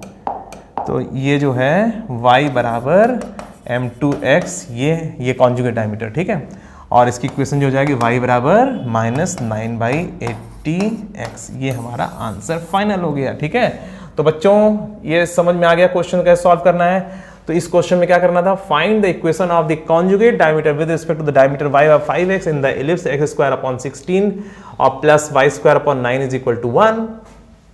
y of 5x दिया हुआ था एक डायमीटर, उसके रिस्पेक्ट में कॉन्जुगेट डायमीटर निकालना था। m1 की वैल्यू दी हुई थी 5, m2 की वैल्यू निकालनी है, और m1 m2 minus B square upon ए स्क्वायर होता है। बस m2 आ गया और हमने आंसर निकाल लिया। ठीक है, ग्रेट हो गया। चलो, तो ये तो हुआ फार्मूले का यूज कैसे करते हैं ना। ठीक है, अब आगे बढ़ते हैं। अब ये बड़ा इंपॉर्टेंट क्वेश्चन है, let A B and C D. ठीक है, अब देखो आज मैं तुम्हें ये पढ़ा रहा हूं तो इसके मैं सारे इंपॉर्टेंट क्वेश्चंस जो कॉन्सेप्ट वाले हैं और जो आ सकते हैं तो कराने की कोशिश कर रहा हूं। तो एक ये क्वेश्चन बहुत जरूरी है तुम्हें जानना। If A B and C D are the conjugate diameters of the ellipse x square upon A square plus y square upon B square equal to 1, then prove that the difference of the eccentric angles of A and C is π/2। क्या समझे इस question में, आपने क्या समझा इस question में, क्या दिया हुआ है? चलो इसको जल्दी सॉल्व करते हैं। ठीक है, देखो इसमें जो है एक एलिप्स ये है, हाँ, इसमें ये दोनों कॉन्जुगेट डायमीटर्स। ठीक है, हाँ, इसका कलर थोड़ा चेंज कर देना, थोड़ा तुम्हें समझने में और आसानी हो जाएगी। ठीक है, तो चलो मैं ले रहा हूँ ये इस तरीके से, ये और ये दोनों है कॉन्जुगेट डायमीटर्स। इसको मैं ए कह दे रहा हूँ, ए बी और सी डी है ना, ए बी और ये सी और ये डी कह दे रहा हूँ। ठीक है, हाँ, तो A B and C D are the conjugate diameters of the ellipse x square upon A square plus y square upon B square is equal to 1। Then prove that the difference of the eccentric angle. ये eccentric angle कहां से आ गया? अरे बेटा इसीलिए तो important है। जब चीजें थोड़ा सा ऐसी लगने लगे ना तो सोचा करो ये हमारा सबसे अच्छा दोस्त है, अच्छे दोस्तों में है, यही तो हमारा सिलेक्शन कराएगा, यही तो हमें आगे बढ़ाएगा, यही तो हमें जॉब दिलाएगा, है ना, यही तो हमें सेटिस्फाई करेगा बाद में। तो भाई ठीक है, ए बी और सी डी दो कॉन्जुगेट डायमीटर्स हैं और ए और सी के इसेंट्रिक एंगल, इसका इसेंट्रिक एंगल मान लो फाई है। ठीक है, मान लेते हैं, है ना, मानने में कोई बुराई नहीं है। तो इसको थोड़ा सा छोटा कर दें, अच्छा रहेगा। ठीक है, तो चलो हमने जो है ए जो पॉइंट है इसको हमने मान लिया ए कॉस फाई। अब फाई मान करके क्या चार डालोगे, फाई मान के ये पॉइंट लिखोगे। ठीक है, अब मैंने कहा इसका इसेंट्रिक एंगल फाई है तो बस फाई है, फाई है, फाई करके नाचोगे, अरे लिखोगे ये पॉइंट ए कॉस फाई और बी साइन फाई होगा।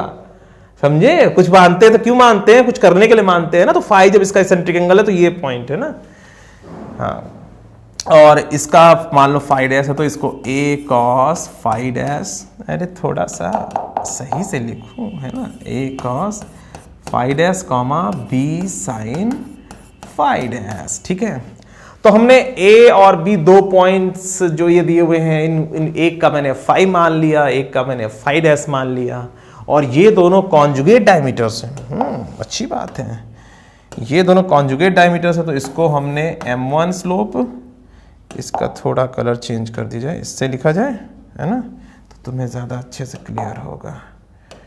हाँ, तो ये इसका स्लोप m1 है और इसका स्लोप m2 है, ठीक है। तो अब जो है ये दोनों कॉन्जुगेट डायमीटर्स हैं, तो आपको प्रूफ करना है कि फाई और फाई डैश का जो डिफरेंस है वो पाई बाई 2। देखो ये ऑब्जेक्टिव के लिए बड़ा इंपॉर्टेंट है, ये जो है ना पाई बाई 2, ये याद रखना, अचानक से आएगा, अचानक टिक मार देना, और मान लो कुछ और एनालिसिस होती है तो मैं तो करा ही रहा हूं, इससे तो तुम्हारा कमांड हो ही जाएगा। अब देखो, अब यहां से आगे बढ़ेंगे, अब इसको क्वेश्चन उधर गया और तुम्हारे पास सारी इंफॉर्मेशन हैं। अब हम कैसे फाई और फाई डैश में रिलेशन निकालें। अब देखो कितना आसान है यार। देखो हमें एक बात तो पता है, क्या पता है, कुछ पता है क्या? चलो अच्छा, क्या पता है? एक पता है ये बात कि m, इसको थोड़ा सा मैं ऊपर लिखूं, m1 m2 बराबर माइनस बी स्क्वायर अपॉन ए स्क्वायर होता है। ये तो हमें पता है भाई, m1 m2 बराबर माइनस बी स्क्वायर अपॉन ए स्क्वायर। इसका स्लोप वैसे है कितना? ये जो पॉइंट है वो 0,0 है, तो b sine phi minus 0 upon A cos phi upon, अरे माइनस 0, अरे दिस अपॉन दिस ही तो होगा। अरे भाई क्या होगा, b साइन फाई, मैं m1 निकाल रहा हूं, minus 0 upon A cos phi, minus 0 ही तो करोगे m1 के लिए, तो m1 बराबर क्या हो जाएगा, m1 बराबर हो जाएगा b upon A tan phi. ध्यान दो, ठीक है, तो m1 बराबर b upon A tan phi. तो यहां पर हमने क्या किया, b upon A tan phi, ठीक है। अच्छा m2, इसका स्लोप बताओ, ऐसे ही ना, b sine phi dash minus 0 upon A cos phi dash minus 0, तो इसका आ जाएगा b upon A tan phi dash, ठीक है, बराबर बराबर कितना जाएगा, माइनस बी स्क्वायर अपॉन ए स्क्वायर, ठीक है। ये समझ में आ गई बात? हाँ, ये समझ में आ गया होगा आप लोगों को, ठीक है। चलो, तो बच्चों m1 m2 बराबर माइनस बी स्क्वायर अपॉन ए स्क्वायर होता है, और हमने m1 की वैल्यू रख दी, m2 की वैल्यू रख दी, और ये पॉइंट पता था, ओरिजिन पता था, ओरिजिन तो पता ही होता है, तो y का डिफरेंस अपॉन x का डिफरेंस करके हमने इसका स्लोप निकाल लिया, इसमें भी y का डिफरेंस अपॉन x का डिफरेंस करके स्लोप निकाल लिया। m1 m2 बराबर माइनस बी स्क्वायर अपॉन ए स्क्वायर होता है। बस इसको सॉल्व करो और तुम ध्यान से देखो, ये दोनों कट गए इससे, ये दोनों कट गए इससे, और यहां पे आ गया tan phi into tan phi dash बराबर -1। बच्चों अब इसके बाद तुम लोग कर लोगे, कर लोगे, कर दे, हाँ कर तो लोगे, मैं ही कर देता हूं, ठीक। आप लोगों में से मैक्सिमम बच्चे प्रूफ कर सकते हैं कि फाई और फाई डैश का जो डिफरेंस है वो पाई बाई 2 यहां से आ चुका है। चलो मैं कर दे रहा हूं, tan फाई कर लोगे वैसे तुम लोग, माइनस कॉट फाई डैश लिख सकते हैं, और इसको लिख सकते हैं tan फाई बराबर tan phi dash plus minus pi by 2। ये कैसे हो गया यार, ये कैसे हो गया? यहां तक तो समझ में आ गया, ये भी समझ में आ गया, ये कैसे हो गया? अरे बेटा प्लस लोगे तो भी तो ठीक है, phi dash plus pi by 2 minus cot phi dash, और माइनस लोगे तो जब अंदर माइनस कॉमन लोगे तभी तो pi by 2 minus phi dash बनेगा, माइनस बाहर आ जाएगा, minus tan pi by 2 minus phi dash, तो कितना आएगा, माइनस कॉट फाई डैश, ठीक है। तो यही है, प्लस भी सही है, माइनस भी सही है, तो यहां से क्या आया, फाई बराबर phi dash plus minus pi by 2। समझ में आ गया? जिसको समझ में नहीं आएगा समझ लेना, तुम आ गया ना समझ में? हाँ, डरवाओ तभी समझ में आता है इन लोगों को। अच्छा चलो, इसके आगे फाई माइनस फाई डैश बराबर प्लस माइनस पाई बाई 2, और यही हमें प्रूफ करना था। समझ में आ रही बात? तो फाई और फाई का जो डिफरेंस है वो पाई बाई 2 होना चाहिए, पाई और पाई, ये देखो अब छोटा कर दिया, अब देख लो इसको, है ना। तो अब देखो m1 m2 हमने निकाला, m1 m2 minus B square upon ए स्क्वायर कर दिया, यही तो हमने पढ़ा था अभी, m1 m2 minus B square upon ए स्क्वायर होता है। बस हमने वैल्यूज रखी और फाई और फाई डैश का difference plus minus pi by 2, ठीक है। तो आप लोग जब PDF नोट्स मिलेगा ना तो इसको बड़ा कर लीजिएगा, आप लोगों को अच्छे से समझ में आ जाएगा, दिख जाएगा, ठीक है। तो अगर मान लीजिए 2 कॉन्जुगेट डायमीटर्स दिए हुए हैं तो एंड पॉइंट्स जो होते हैं ना, अब जैसे देखो इन दोनों के इसेंट्रिक एंगल में पाई बाई 2 का डिफरेंस है, उसी तरीके से इसके और इसके इसेंट्रिक एंगल्स में जो है पाई बाई 2 का डिफरेंस है, ठीक है। और ऐसे ही जो है इसके और इसके इसेंट्रिक एंगल्स में पाई बाई 2 का डिफरेंस है, और ऐसे इसके और इसके भी इसेंट्रिक एंगल्स में पाई बाई 2 का डिफरेंस है, ठीक है। वैसे थोड़ा सा और बता दूं इसमें एक बात और मजेदार, देखो मैं बताता हूं, जरूरत नहीं है पर फिर भी बता दे रहा हूं, मेरा मन कर रहा है कि बता देना चाहिए। चलो मैं बताता हूं, देखो होना क्या है, होता क्या है एग्जैक्टली। तो इसमें देखो, जैसे मान लीजिए ये है हमारा एलिप्स, ये एलिप्स है, ठीक है। और ये दोनों कॉन्जुगेट डायमीटर्स, और यहां पर एक सर्कल जो बनाते हैं वो ऑक्सिलरी सर्कल, याद करो मैंने तुम लोग को बताया था इसके बारे में, है ना, ठीक है। कह रहे थोड़ा सा ठीक बन जाओ भाई, हाँ ऐसे। तो ये दोनों कॉन्जुगेट डायमीटर्स हैं, ठीक है। तो अब जब यहां पर जब आप इसको आगे बढ़ाओगे, इसको आगे बढ़ाओगे, इसको आगे बढ़ाओगे, इसको आगे बढ़ाओगे, और फिर इसको यहाँ, इसको यहाँ, इसको यहाँ, और इसको, ये बहुत रहस्यमयी बात है तो तुम्हें बता रहा हूँ। ये पाई बाई 2 होता है, ये पाई बाई 2 होता है, ये पाई बाई 2 होता है, और ये भी पाई बाई 2 होता है। देखो समझो ध्यान से, देखो इस पॉइंट का जो सेंट्रिक एंगल होता है वास्तव में ये पूरा एंगल होता है, ठीक है। ये पूरा यहाँ से लेकर यहाँ तक ये, ठीक है। हाँ तो चलो इसका कलर बदल दूँ तो थोड़ा सा अब और अच्छे से समझ में आएगा। देखो ये जो है इस पॉइंट का इसेंट्रिक एंगल, ठीक है। इसी तरीके से जब इस पॉइंट का इसेंट्रिक एंगल निकालना होता है तो वास्तव में हम यहाँ से लेकर यहाँ तक का एंगल निकालते हैं, ठीक है। तो अब ये पूरा का ये और ये पूरा देख रहा हूँ 90 डिग्री पे कट कर रहा है, ठीक है। तो अगर हमने कहा कि इन दोनों के सेंट्रिक एंगल से पाई बाई 2 का डिफरेंस है, तो मतलब ये पाई बाई 2 है। ध्यान दो, जब मैंने कहा जब मैंने कहा कि इसके और इसके भी सेंट्रिक एंगल्स का, इसके और इसके सेंट्रिक एंगल्स का डिफरेंस भी पाई बाई 2 है, तो वास्तव में हम इस एंगल की बात कर रहे थे। ध्यान दो, ठीक है।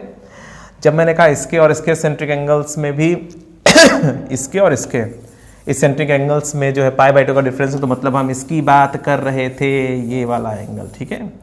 और ऐसे इन दोनों के सेंट्रिक एंगल में जब है तो ये इस वाले एंगल की बात करते हैं। जब इसके और इसके सेंट्रिक एंगल्स की जब बात कर रहे थे तो ये उन दोनों इसेंट्रिक एंगल्स का जो डिफरेंस है, उन दोनों एंगलों के बीच में जो, इन दोनों लाइनों के बीच में जो एंगल है ना, तो वो पाई बाई 2 है, ठीक है।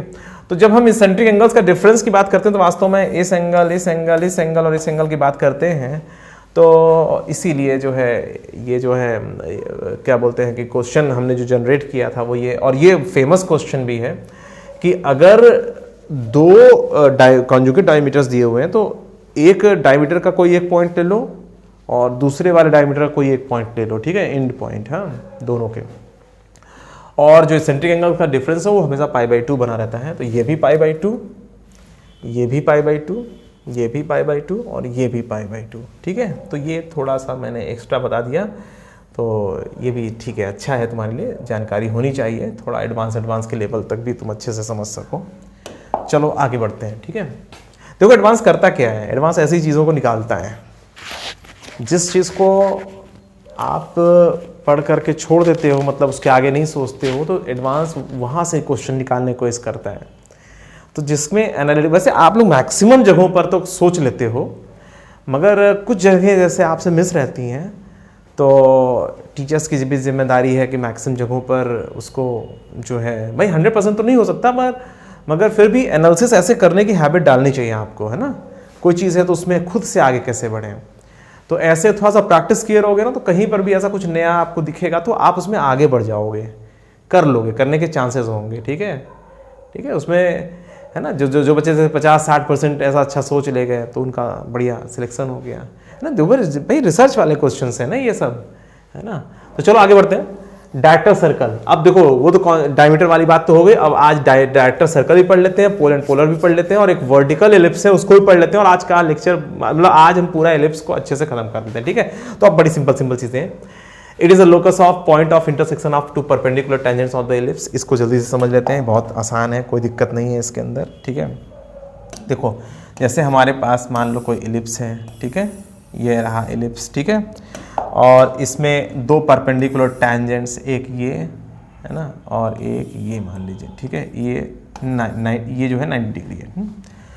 और इसी तरीके से हम यहाँ पर ऐसे बना सकते हैं, ठीक है, ये 90 डिग्री, ये ऐसे और ये ऐसे, ये 90 डिग्री, ठीक है। तो ये सारे पॉइंट्स जब हम आपस में मिलाएंगे तो एक सर्कल तैयार होता है, इसी को हम डायरेक्टर सर्कल कहते हैं। समझ में आ रही बात? तो डायरेक्टर सर्कल क्या होता है? डायरेक्टर सर्कल किसी भी पॉइंट से अगर दो टेंजेंट्स खींचो एलिप्स के ऊपर तो वो दोनों टेंजेंट्स आपस में परपेंडिकुलर होते हैं। डायरेक्टर सर्कल क्या होता है? एक ऐसा सर्कल, मतलब यहाँ इलिप्स के लिए इलिप्स का डायरेक्टर सर्कल क्या है? एक ऐसा सर्कल है जिसे किसी भी पॉइंट से अगर दो टेंजेंट्स खींचो, किसी पॉइंट से दो टेंजेंट खींचो तो जो है ये आपस में परपेंडिकुलर निकलते हैं, ठीक है। किसी भी पॉइंट से दो टेंजेंट्स खींचो तो ये दोनों टेंजेंट्स के बीच का जो एंगल है वो π/2 निकलता है, ठीक है। ये दोनों टेंजेंट्स परपेंडिकुलर होते हैं, ठीक है।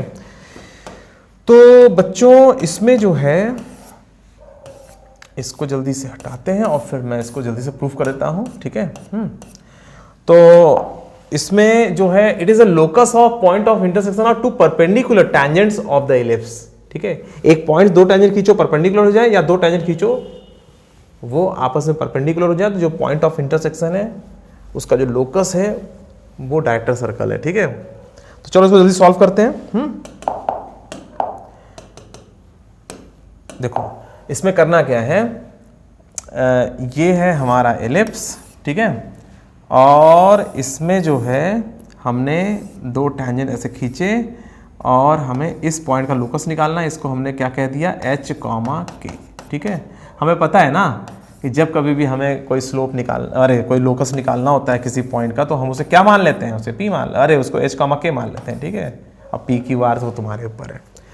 तो अब इस पॉइंट h, k का लोकस तुम्हें निकालना है और इसकी खासियत ये है कि यहां से दो टेंजेंट खींचते हैं और वो दोनों टेंजेंट आपस में परपेंडिकुलर होते हैं। मतलब m1 m2 अगर दोनों का स्लोप है तो m1 m2 बराबर -1। तो क्या करें बताओ? एक इलिप्स में एक बाहरी पॉइंट है, वहां से दो टेंजेंट्स खींचने हैं और वो दोनों टेंजेंट्स आपस में परपेंडिकुलर हो जाएं। क्या करें? सोचो, खुद से भी सोचो, थोड़ा दिमाग लगाओ, क्या करते हैं? अच्छा देखो, किसी बाहरी पॉइंट से जब टेंजेंट की बात होती तो मैंने तुम्हें क्या बताया था? टेंजेंट बताया था कुछ। जब किसी बाहरी पॉइंट से एक हो, दो हो, 10 हो, जब किसी बाहरी पॉइंट से टेंजेंट खींचना होता है तो हम तुरंत इस वाले फार्मूले को याद करते हैं। स्लोप के फॉर्म में टेंजेंट कैसे लिखाता है उसे हम याद करते हैं। तो स्लोप के फॉर्म में टेंजेंट की इक्वेशन लिखते हैं और स्लोप के फॉर्म में जब टेंजेंट की इक्वेशन लिखते हैं तब इससे सारी बात बन जाती है। जब कभी सर्कल में, पैराबोला में, एलिप्स में, हाइपरबोला में बाहरी किसी पॉइंट से टेंजेंट खींचना हो तो आप लोग स्लोप के फॉर्म में जो टेंजेंट की इक्वेशन पढ़ते हो पहले उससे लिखा करो। और चूंकि ये टेंजेंट कहीं से भाई जा ही रही भाई, है ना, तो h, k से पास होने वाली जो टेंजेंट है वो ये है, m के फॉर्म में लिखा करो, ठीक है, और किसी फॉर्म में नहीं। m के फॉर्म में पहले लिखो टेंजेंट की एक जनरल इक्वेशन h, k से पास करती हुई, ठीक है। बाहरी पॉइंट जब टेंजेंट की बात होगी तो m के फॉर्म में हम टेंजेंट का इक्वेशन लिखेंगे। और फिर चूंकि ये जो देख रहे हो ना टेंजेंट, ये h, k से पास होने वाली टेंजेंट है तो आप इसको सेटिस्फाई करा दोगे। k बराबर mh plus minus under root a square m square plus b square, ठीक है। तुरंत यही काम किया करो, ठीक है। आप लोग जो है क्या करोगे सबसे पहले, हाँ, m के फॉर्म में पहले टेंजेंट लिखो और फिर उसको बाहरी पॉइंट से सेटिस्फाई करा दो। करा दिया बस। अब इसके आगे हमें क्या करना है? अब इसके बाद k माइनस mh का होल स्क्वायर बराबर, फिर ये रटा रटाया नियम है, रटा रटाया तरीका है, ये करना होता है। फिर इसको आसानी से ओपन करो, k square plus m square h square minus 2m h k बराबर a square m square plus b square कर दो और फिर इसमें m का क्वाड्रेटिक बना लो, ठीक है। h minus A square. देखो मैं एक चैप्टर में जब कुछ पढ़ाता हूं ना तो मैं इस कोशिश ये करता हूं कि वही तरीका तुम कहीं पे भी लगा दो। अगर कई चैप्टर्स में यूज हो सकता है तो मैं वो तरीका बता करके क्लियर कर दूं कि ये तुम किसी भी चैप्टर में यूज करो तुम कर ले जाओ, है ना। तो ये जो तरीका है ना, जब कभी किसी बाहरी पॉइंट से टेंजेंट की बात हो रही हो तो आप पहले m के फॉर्म में टेंजेंट की इक्वेशन लिख दिया करो, ठीक है, और फिर उस बाहरी पॉइंट को सेटिस्फाई करा दो, ठीक है। उसके बाद m का एक क्वाड्रेटिक बनेगा ही बनेगा यार, देखो बन गया। और हमें पता है यार कि ये जो है ना, ये एक का स्लोप है मान लीजिए m1, इसका स्लोप है मान लीजिए m2। हमें पता है m1 m2 आप -1 होगा, ठीक है। हमें पता है यार m1 m2 बराबर -1 होना चाहिए भाई। इसमें इससे m1 m2 दोनों आएगा, उन दोनों का जो प्रोडक्ट है वो -1 होना चाहिए। क्यों? क्योंकि दोनों टेंजेंट्स आपस में परपेंडिकुलर होने हैं, ये कह दिया गया है।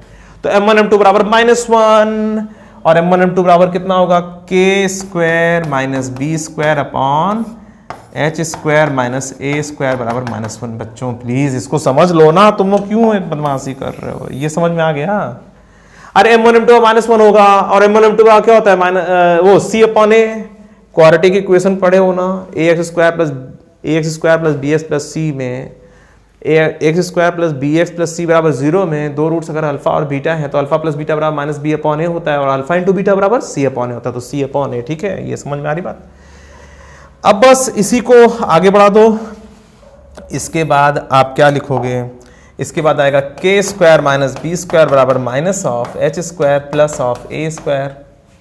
इसको उधर ले जाओ और ये आ जाएगा h स्क्वायर प्लस के स्क्वायर बराबर ए स्क्वायर प्लस बी स्क्वायर, या x square plus Y square बराबर ए स्क्वायर प्लस बी स्क्वायर। बच्चों यही आंसर हो गया। ये समझ में आ रही बात। तो ये जो है ना बच्चों, ये जो आपने अभी देखा, इसमें जो आपको निकालना जो डायरेक्टर सर्कल, तो डायरेक्टर सर्कल का जो फार्मूला है ना वो यही है, x square plus Y square A square plus B square. तो हमने बाहरी एक पॉइंट को h कॉमा के माना और m के फॉर्म में हमने टेंजेंट की इक्वेशन लिखी। समझ में आ रहा है कि नहीं तुम लोग को? थोड़ा बैठने की हैबिट डालो, है ना। मूवी देखने जाते हो तो 4-6 घंटा बैठ लोगे, है ना। 3 घंटा तो मूवी देखोगे, अगली मूवी स्टार्ट होगी फिर बैठ जाओगे, है ना। उसी तरीके से बैठने की हैबिट डालो, ठीक है। हाँ, ये तुम्हारे फ्यूचर के लिए है। और कितनी छोटी छोटी बातें हैं यार, है ना। कितने सिलेक्टेड क्वेश्चंस हैं, छोटे छोटे क्वेश्चन, प्यारे प्यारे क्वेश्चन है, पढ़ लो। It is the locus of a point of intersection of two perpendicular tangents. यार बाहरी पॉइंट से टेंजेंट की बात हो रही थी तो m के फॉर्म में टेंजेंट लिखा, सेटिस्फाई करा दिया, m का क्वाड्रेटिक बन गया। m1 m2 अब -1 होगा, बस c अपॉन ए वाला रूल लगा के -1 कर दिया, h और k में रिलेशन आ गया स्लोप यार। अंत में h को x से और k को y से रिप्लेस कर देते हैं और ये आ गया, ठीक है। तो ये जो सर्कल है ना बच्चों, ये सर्कल यहाँ कैसे बनेगा वो मैं बता दे रहा हूँ। देखो वो सर्कल ये ऐसे बनता है, ठीक है, थोड़ा सा बड़ा रहता है इसीलिए। हाँ, ये जो है ये डायरेक्टर सर्कल। अब ये सर्कल जैसा लग रहा है, समझ लो सर्कल है ना, पीला वाला। तो ये जो है डायरेक्टर सर्कल है। इसकी इक्वेशन क्या है, square plus Y square A square plus B square, ठीक है। बहुत पढ़ लिया ना आज। खेलते हो तो ये नहीं कहते हो बहुत खेल लिया, पढ़ते हो तो कहते हो बहुत पढ़ लिया। चोर हो क्या? नहीं, चोर नहीं हो, महाचोर हो तुम लोग। नहीं, महाचोर भी नहीं हो।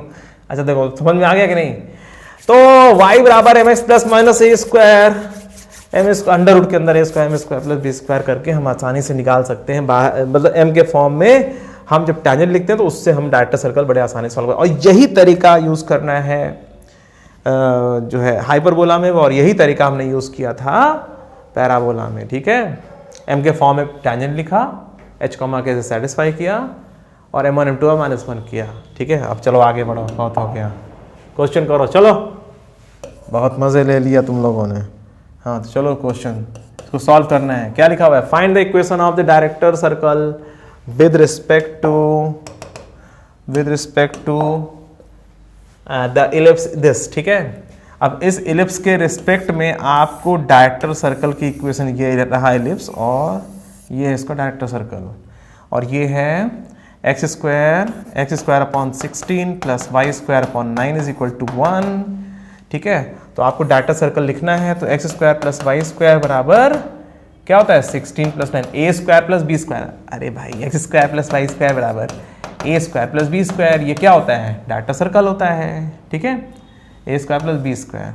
बस ये हमारा आंसर आ गया। तो x square plus Y square बराबर 25 इसका आंसर फाइनल हो गया। ठीक है बच्चों, क्लियर? हाँ, तो अब आप लोगों को क्लियर हो गया यहाँ से ये, ठीक है।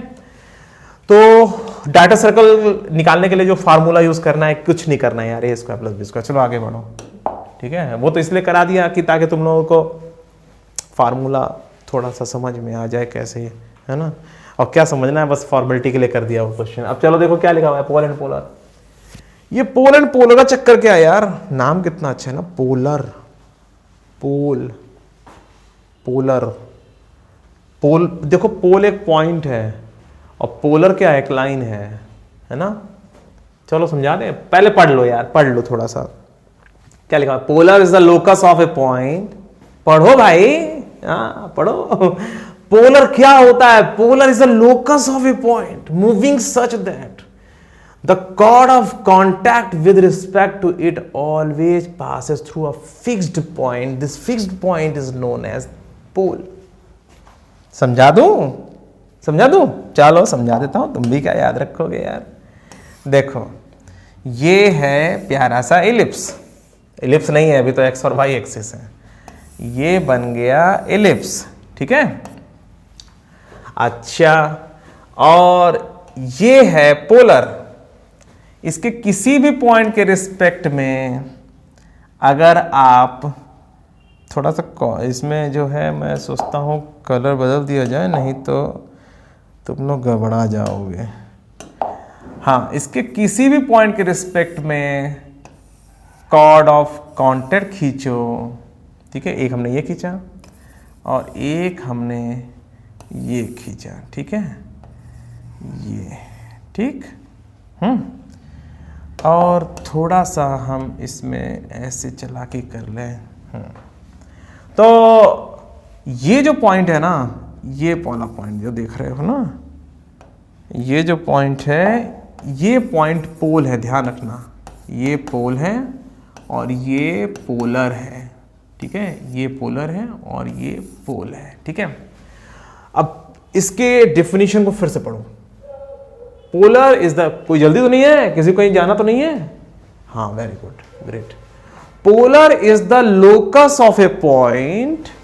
और जानते हो इसके किसी भी पॉइंट से अगर मैं और भी खींचूं, यहां से खींचूं, मैं अगर ऐसे दो टैंजेंट खींचूं और यहां इन दोनों को मिला दूं तो यही फिक्स पॉइंट से ही पास होगा।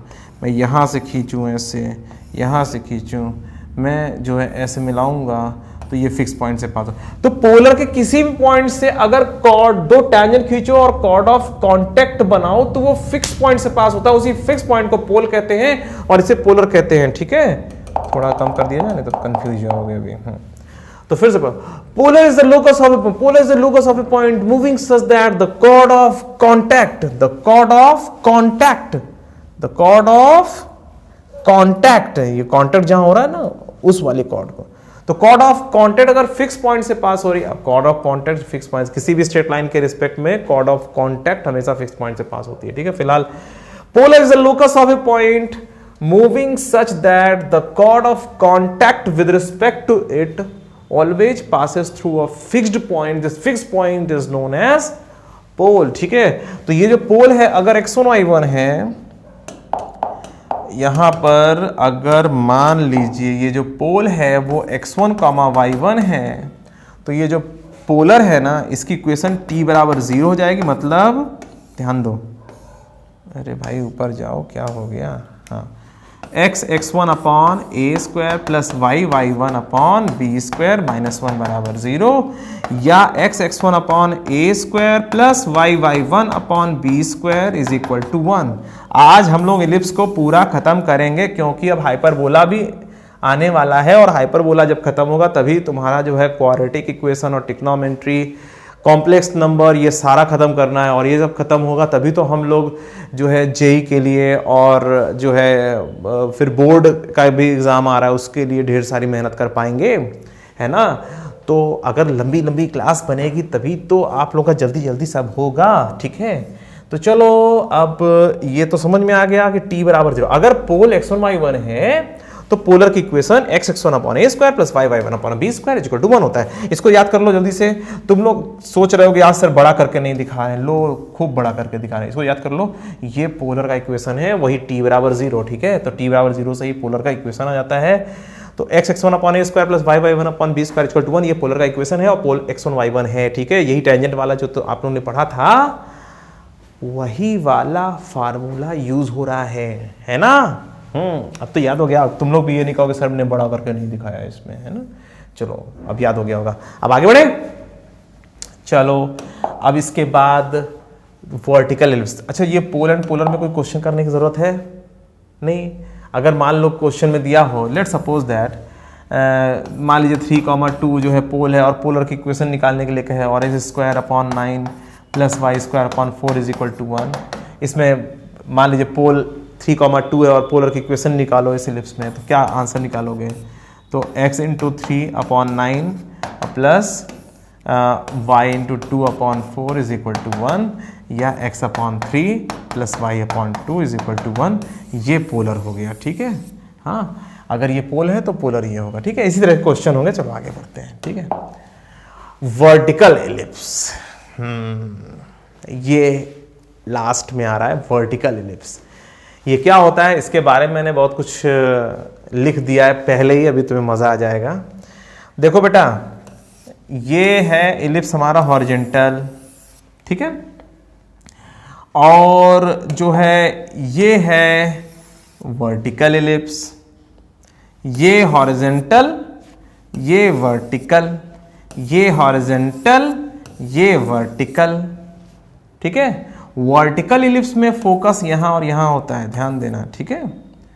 हाँ, यहाँ थोड़ी होता है, थोड़ा सा नीचे कर लेना।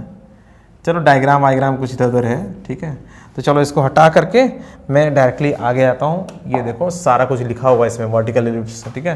तो इसके पहले वाला पहले मैं मिटा देता हूँ और उसके बाद मैं उससे तुम्हें इंट्रोड्यूस करता हूँ, ठीक है। हो गया। तो वर्टिकल एलिप्स क्या होता है? ये होता है, देखो इतना जल्दी आ गया, क्योंकि इसमें लिखना था इसलिए मैंने पहले से ही लिख दिया, मेरा समय बच गया। नहीं तो मैं 10 मिनट लगाता है सब लिखने में, 10 मिनट नहीं तो 5 मिनट तो जरूर लगाता, है ना। तो देखो भैया, इसमें जो वर्टिकल एलिप्स है ना, उसमें ए बी से छोटा होता है। अभी तक हॉरिजॉन्टल एलिप्स में आपने पढ़ा था ए जो है बी से बड़ा होता है, ए बी से बड़ा होता है, मगर यहां पर उल्टा हो गया, ए बी से छोटा हो जाता है। जैसे x square upon 4 plus Y square upon 9 is equal to 1, ये वर्टिकल एलिप्स है, ध्यान देना।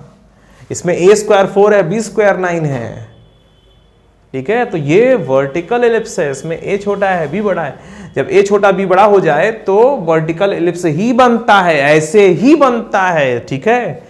तो इसमें कुछ है नहीं यार। देखो टेंजेंट, नॉर्मल और वो सारे क्वेश्चन तो बड़े आसानी से वैसे ही सॉल्व कर लो जैसे पहले सॉल्व करते थे, क्योंकि वहां पे d y by d s का यूज होता है। D y by d s थोड़ा ना पता होता है कि वर्टिकल एलिप्स है कि हॉरिजॉन्टल एलिप्स है, तो वो सब वैसे ही सॉल्व हो जाएगा। तुम्हें बस इतना और ध्यान रखना है कि इसमें अंतर क्या पड़ता है। तो जो अंतर पड़ता है वो लिख दिया है मैंने, देखो। चलो तो इसमें क्या क्या अंतर पड़ता है? ए बी से छोटा होता है, और अब बी स्क्वायर बराबर ए स्क्वायर इंटू 1 माइनस सी स्क्वायर। अरे ये स्क्वायर ये गड़बड़ जगह लिखा हुआ है, ये जो है यहाँ होना चाहिए था ऐसे, ठीक है ना। हाँ, तो ये जो फार्मूले में थोड़ा सा इधर उधर हुआ था, तो चलो मैंने उसको सही कर दिया, ठीक है। तो बच्चों a is less than b and a square बराबर b square into 1 minus E square, ठीक है। और इसके बाद अभी एक क्वेश्चन भी आएगा, उसको भी करा देता हूं, ठीक है, और वो भी लिखा हुआ है। तो बच्चों देखो, जब वर्टिकल एलिप्स हो ना, जब तुम्हें दिख जाए कि a b से छोटा है, तो ये सब दोनों समझ लेना कि ये चारों पॉइंट तो वही हैं। फोकस 0, प्लस माइनस b हो जाएगा, ठीक है। अभी एक क्वेश्चन भी करके दिखाता हूं। और ये जो मेजर एक्सिस है वो 2b, माइनर एक्सिस 2a, सब लिखा हुआ है। Major axis 2b, bb dash बराबर 2b, और माइनर एक्सिस a डैश बराबर 2a, और 4 वर्टिसेस हैं a डैश, b और b डैश, वो यहाँ लिखा हुआ है। डायरेक्ट्रिक्स फोकस के बारे में बता ही दिया। इसका डायरेक्ट्रिक्स नहीं बताया था। फोकस 0, प्लस माइनस 0, b और 0, माइनस b, इसके 2 फोकस होते हैं। डायरेक्ट्रिक्स y बराबर b अपॉन ई, पहले x बराबर a अपॉन ई था ना, वो डायरेक्ट्रिक्स अभी y बराबर बी अपॉन ई है ना, और y बराबर माइनस बी अपॉन ई, ये जो लाइन दिख रही है ना, ये दोनों लाइन डायरेक्ट्रिक्स, ठीक है। तो इसमें ये सब चीजें, और लेंथ ऑफ द लेटर सेक्टम, और हॉरिजॉन्टल एलिप्स में जो लेटर सेक्टम की जो लेंथ थी वो क्या थी, 2b स्क्वायर अपॉन है, याद करो, है ना। तो यहाँ पे लेटर सेक्टम की लेंथ क्या है, लेटर सेक्टम ये, इसको ऐसे, ये है यहाँ पर, ये देख रहे हो, ये L1 डैश, ठीक है, L1 डैश, ठीक है, हाँ। और यहाँ पर ये जो देख रहे हो ना, यहाँ पर ये पूरा जाएगा यहाँ से यहाँ तक, ये L2 डैश, ठीक है, ये लेटर सेक्टम है, ठीक है। तो L1 डैश और L2 डैश, ठीक है। इसको थोड़ा सा मैं ऊपर कर दे रहा हूँ ताकि ये माइनस साइन इसमें छिप गया है वो थोड़ा सा दिख जाए। सॉरी मैं क्या कर रहा हूँ, हाँ इसको थोड़ा सा ऊपर कर दूँ ऐसे, है ना, और इसको भी थोड़ा सा ऊपर कर दूँ। ये सब करने में मज़ा बहुत आता है ना, हाँ, ताकि ये माइनस भी ज़्यादा छुप गया था ना, ये देखो यार, माइनस अगर छुप जाएगा यार सारी इज्जत चली जाएगी बेचारे की, है ना, माइनस बी की जगह बी हो जाएगा, है ना। तो ये 0,b और 0,-b, और ये जो है आपका जो है ये जो है L2 डैश, ये लेटर सेक्टम, और ये दोनों की लेंथ बराबर है, ठीक है। समझ में आ रही बात। तो ये जो है L1 डैश, L2 डैश, ये जो फोकस पर जो डायरेक्ट्रिक्स के पैरेलल कॉर्ड्स होती है ना, उसी को तो लेटर सेक्टम कहते हैं ना। तो L1 डैश और L2 डैश, ये जो है L1 डैश बराबर L2 डैश बराबर 2a स्क्वायर अपॉन b, ठीक है। ये है फार्मूला इसका, ये है फार्मूला हमारा जो है लेटर सेक्टम की लेंथ के लिए, ठीक है। तो ये याद रहेगा आप लोगों को। तो a b से छोटा होता है, a square b square into 1 minus c square, उसका क्वेश्चन कैसे सॉल्व होता है ये देखो। Find the eccentricity, focus, directrix, length of the latus rectum with respect to the ellipse this, ठीक है। तो ये हमारा आज का लास्ट क्वेश्चन है, जल्दी से कर लेते हैं इसको, ठीक है। तो इसको कैसे करेंगे देखो आप, जल्दी से देखो। इसमें हमें पता है कि a स्क्वायर b स्क्वायर से छोटा, मतलब ये वर्टिकल एलिप्स है, ठीक है। तो इसमें क्या करेंगे, पहले तो लिख लो a स्क्वायर 4 b स्क्वायर बराबर 9 गिवन है, ठीक है। तो अब यहाँ पर फार्मूला लगाएंगे a स्क्वायर बराबर b square into 1 minus E square, तो फटाफट 4 बराबर 9 इंटू 1 माइनस ई स्क्वायर, और 1 माइनस ई स्क्वायर बराबर 4 अपॉन 9, तो ई स्क्वायर बराबर 1 माइनस 4 अपॉन 9, तो यहाँ से आ जाएगा ई स्क्वायर बराबर 5/9, और यहाँ से आ गया e बराबर √5/3। तो एक आंसर ये आ गया, एसेंट्रिसिटी आ गई, है ना, ये हो गया, ठीक है। अब इसके बाद फोकस निकालना है, तो फोकस कैसे आएगा देखो। अब यहाँ पे फोकस क्या होता है, फोकस होता है 0, प्लस माइनस बी ई, तो वैल्यू रख दो यहाँ पर सीधा 0, प्लस माइनस बी की वैल्यू कितनी है, बी की वैल्यू 3 है, और ई की वैल्यू √5/3 है, तो ये आ गया 0, प्लस माइनस √5, ठीक है। तो ये आ गया हमारा इसमें फोकस, ठीक है। अब इसके बाद क्या निकालना है, फोकस, और फोकस के बाद क्या था, डायरेक्ट्रिक्स। डायरेक्ट्रिक्स के लिए क्या करेंगे हम लोग, y बराबर plus minus B upon E, ठीक है। तो y बराबर प्लस माइनस बी की वैल्यू कितनी है 3, अरे b स्क्वायर बराबर 9 है तो b बराबर 3 ना, प्लस माइनस मत ले लेना, a b रेडियस ये सब चीज़ें पॉजिटिव होती हैं, ठीक है। हाँ, तो y बराबर प्लस माइनस b अपॉन √5/3, तो ये कितना जाएगा, y बराबर प्लस माइनस 9/√5, मज़ा आ गया। तो ये हो गया हमारा डायरेक्ट्रिक्स, ठीक है। डायरेक्ट्रिक्स भी तुमने निकाल लिया, फोकस निकाल लिया, डायरेक्ट्रिक्स निकाल लिया, एसेंट्रिसिटी निकाल लिया। अब क्या बचा, लेंथ ऑफ द लेटर सेक्टम, ठीक है। अब लेटर सेक्टम की लेंथ निकालनी है आपको, तो आपको length of the latus rectum निकालना है, length of the latus rectum, ये हो जाएगा 2a स्क्वायर अपॉन b, ठीक है। और ये बराबर 2, और a स्क्वायर की वैल्यू कितनी है, a स्क्वायर 4 है ना, तो a स्क्वायर की वैल्यू 4, और नीचे b की वैल्यू 3, ठीक है। तो b की वैल्यू 3, बस हो गया यार, कुछ था थोड़ी इसमें, ठीक है। ये लेंथ ऑफ द लेटर सेक्टम। तो ये समझ में आ गया बच्चों, देखो अब मैं इसको छोटा कर दे रहा हूँ, अब तुम्हें अच्छे समझ में आएगा। तो इसमें ए स्क्वायर था, बी स्क्वायर था दिया हुआ था, और ए स्क्वायर बी स्क्वायर से छोटा है, तो पक्की बात है ये वर्टिकल एलिप्स है। तो तुरंत हमने ए स्क्वायर फार्मूला पलट दिया, जो पहले याद करते थे बी स्क्वायर बराबर ए square into 1 minus E square, तो यहाँ पे ए स्क्वायर बराबर B square into 1 minus E square का फॉर्मूले का यूज किया, और तुरंत जो है ई स्क्वायर ई की इसेंट्रिसिटी की वैल्यू आ गई। फिर फोकस आ गया 0 प्लस माइनस बी, फिर डायरेक्ट्रिक्स आ गया 0 Y plus minus B upon E, ठीक है, हाँ वैल्यूज रखते गए, और लेटेस्ट रेक्टम की लेंथ आ गई, ठीक है। और बाकी टैंजेंट वैंजेंट जैसे सॉल्व करते थे वैसे ही सॉल्व करना, उसमें कोई दिक्कत नहीं, अगर मान लो कोई टैंजेंट वैंजेंट क्वेश्चन आ जाए तो, ठीक है। फिलहाल सब कुछ तुम्हें समझ में आ चुका है, कोई दिक्कत नहीं है।